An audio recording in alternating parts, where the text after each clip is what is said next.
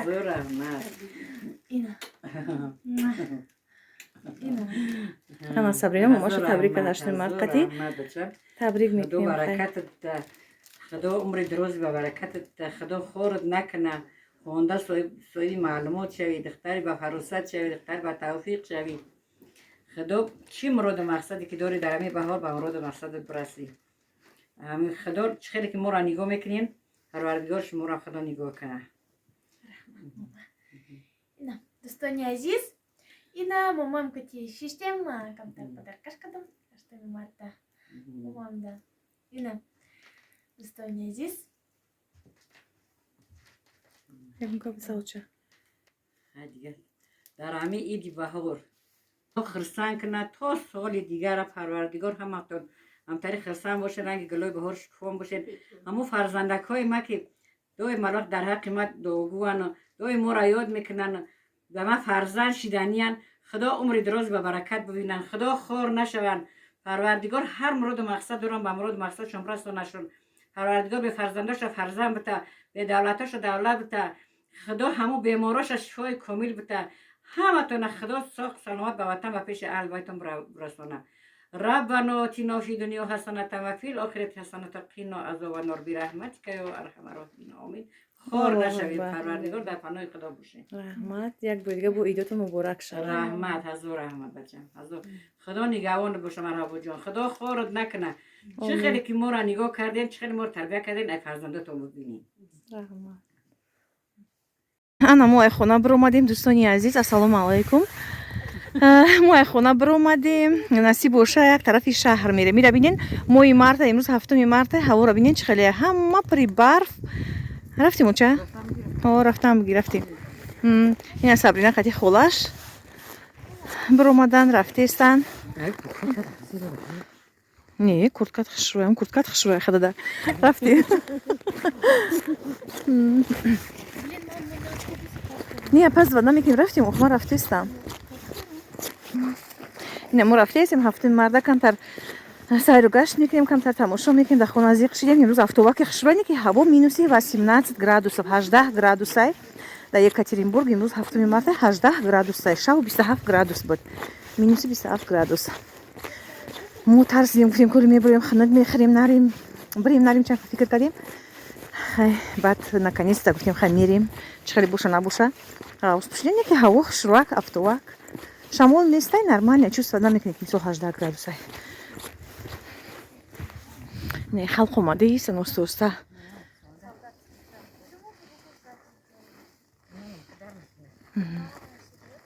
اینه امروز اکمو одих پگاه одих بریم که کمتر گفتم بریم تماشا کنیم که و مگر کرده باشم دیگه نمیشه یگونس رفته امروز своим ходом میریم آدمای ماشیندار همه در کار میگم آدمای ماشیندار امروز همه در کار ما پیاده своим ходом هم своим ходом خشور نیست نوچه میگه کمتر راه بگردم میگه در خونه شتگی برای پوش درد میکنم خیلی نه برفوی ما را بینین دینم برفی بود که تاکسی به صبرینا تلفن کردیم تاکسی اومده تو پیش خونه را که جای درس گرفته دیگه تلفن کرد که من نمیتونم یگون تاکسی دیگه زمانیت کنیم دیر کدک بعد چیده برنامه داشتم های طرف تئاتر استودیو خیلی دیگه دوستانی عزیز ما تاگانسکی ریاد اومدیم نگاه کنیم برف چه خیلی اینجا برف تازه کردن همش تا جمع کردن آدمای تاجیکستان در شما چه خیلی بهار اومده گرمیه در اینم خیلی برف اولیم بیا رفتیم اوچه من فقط هم تاگانسکی ریاد میفورم میگه که رنگ تاجیکستان اینجا میام خودم در تاجیکستان تصور میکنم برای همین فقط تاجیکستان میام میگم برای همین فقط چی میام تاگانسکی ریاد میایم اینم خیلی اینجا اومدیم کردم در سیر گشت کدیستیم تماشا کدیستیم معقول تو نریم تاگانسکی ریاد نه منظور دخواه معقول نیست برای که اوجه بزرگ شدگیه فقط بزرگ ده نمیفورش بزرگ معقوله چم ده اینه میخیر غریب نمیکنیم نمیگو که در غریبی ها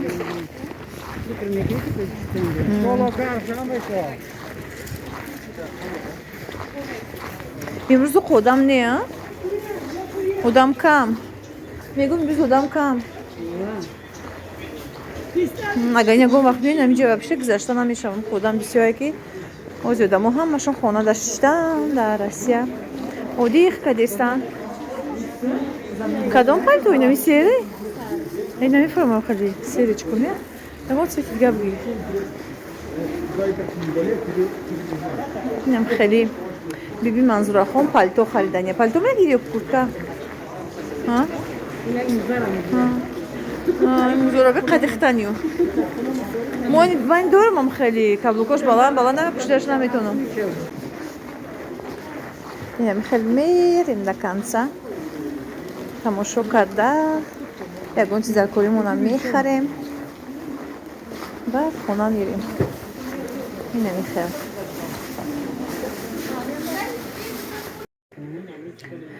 دوستانی عزیز ما اینا چی اومدیم تاگانسکیریه دایم چه خیلی شما میدونین کافه اومدیم کافه چی نام داره اطلس نام داره نه چه خوش راه ماشاءالله داره حتی потолокош атласнян خیلی نجار روبوب کشو اوزی میخریم منظوره بعد روبوبم میگیره ها چی میکنه برآمد میکنه اینجا حتی стол شونی چیه اطلسی ما اینجا آمدیم و دو اومدگی بودیم چی خوردیم سموسای اویگوری بسیار هم معقول ماشید نه سابرینکای منی خطی مونه به سابرینا اینجا مونه میریم نه کافی اطلس سموساش به مزه خیلی ما اومدیم نمی دخترو خدمونه با ایدمون تبریک میکنیم Кто нас поздравит, если не мы сами? این زکاسی مروردن سموسای اویگوری اوچم لولا اینا اوچم لولا آوردن مودا بوشا سموسای اویگوری خیلی خب گیریم کو بسم الله الرحمن الرحیم پیش از اونی که برخوردن شروع کنیم اول همون فرزندمون رو تبریک میکنیم و ایچیان ناموشن چی بود؟ ناموش که ناموشن این دخترک چی نام داشت؟ کدام دخترک؟ که مرا نام گرفته کشکنه بسیار همشون هم آدمای هم خوب بسیاری هستن که آدمای نغز به حد بسیار هم که در ما خطیمو شنوسن خطیمو کنیتر میکنن همونا را طلب کردن که ما را به فرزندی قبول کنیم فرزند برای ما همه مادرای بیدم غریبو این امروز مادرتون هم چی آوردیم؟ ایدی بهار تبریکتون میکنیم بچه هم سلامت باشین تن صحت باشین رنگ گلوی بهار شام باشین کسی خستان باشین خوب از سری بلند به پیش اهل بیتون به پیش فرزندتون پدر مادرتون به وطن بروید خدا نگهبانتون باشه در پناه خدا باشین رحمت شما را تبریک میکنیم ای صدق دل خداوند کریم 100 ساله شوین و بعد از آن پیر نشوین خورشید صفت بس و جهانگیر شوید 100 ساله شوید و بعد از آن پیر شوید رحمت دیچ خوش روه اینجا بگیرین خیلی بسم الله الرحمن الرحیم حتی اینمی پیولو و چیوشونی چوینکوشونی چیه اطلسی Точки, да, точки? Подача здесь красивая. Она дает در کجایی که نباشه توجیکو همون چی اختنا اون نمیکنن و با همون رسم و رسومی خچونم چون بعضی وای ها بگی کوچه بگی بسم الله که بخواه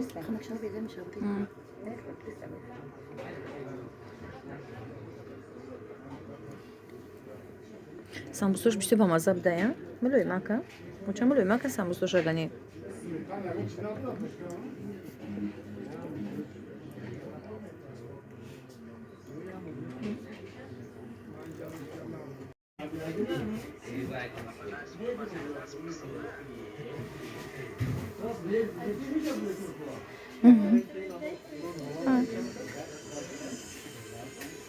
کافی خسران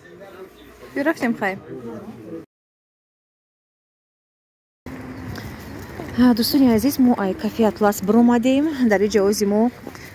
маршруткаи 082 дастворд мешавем. насиб боша тарафи хона мерем. ина мехел имрӯз 7 март, боз ҳам такрор мекунам. пага 8 март рӯзи иди занон ва ҳаматон муборак шавад бонувони азиз идтон. ина мехел дар ҷа остановка.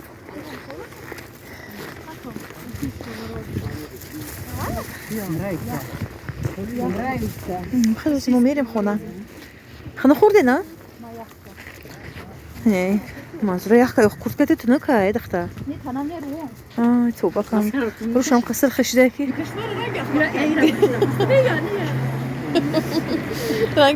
رنگی کی بختیار چی بوده کرونا ویروس بود ماسکش گرفت کسی گردون.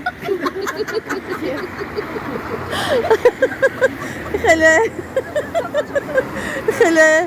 اگه چی رفته ایم برای چرا چیش فهمیدنیم ببین نشدی نشده اگه رفتیم که نه رفتیم چی کردیم باید بی ماسک نیمت نمیکردنیه بی ماسک نه چی نمیکن قبول نمیکن وقتی برام که دیرش به یک بچه سوخته گرفت ماسک شد دادکش که کرونا ویروس بودم چی دیگه نم خیلی